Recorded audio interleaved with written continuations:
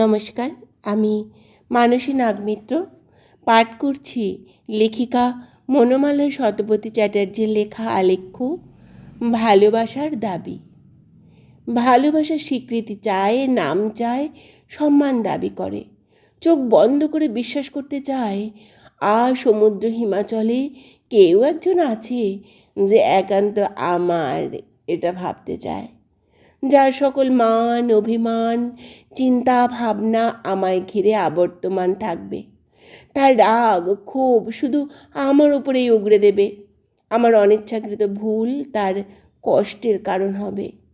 তার অবচেতন মনের মধ্যেও থাকবে আমার অবাধ বিচরণ। স্বপ্নের মধ্যেও সে আমায় খুঁজতে থাকবে। আমায় কল্পনা করে সে আমার অদৃশ্য উপস্থিতি অনুভব করবে। আমি সর্বদাই তার পাশে আছি ভেবে সকল বাধা অতিক্রম করতে পারবে।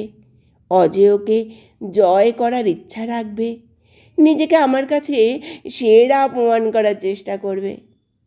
সমস্ত নারীর গুণ সে আমার মধ্যেই খুঁজে পাবে।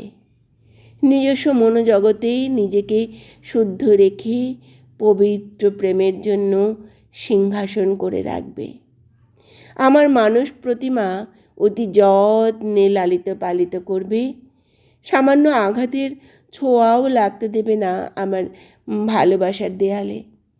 আমার ভালোবাসার রাজপ্রাসাদে সুতীক্ষ্ণ প্রহরা দেবে, তবে অস্ত্র হাতে নয়, বিশ্বাস, প্রেম, স্নেহ, আদর ও যত্নের সাথে। আমার কাছে ঘেঁষতে দেবে না অবহেলা, অবজ্ঞা, অবমাননার সামান্যতম আঁচ। আমার ভালোবাসার কল্পপুরুষ সবার কাছে কাম্য হবে।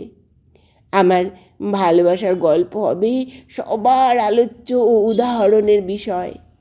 আমার ভালোবাসা সেই কল্পচরিত্র সবার কাঙ্ক্ষিত পুরুষ হলেও যার ভালোবাসা শুধু আমারই প্রাপ্য হবে যুগ যুগান্ত ধরে।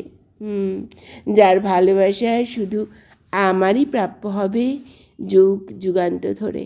নমস্কার।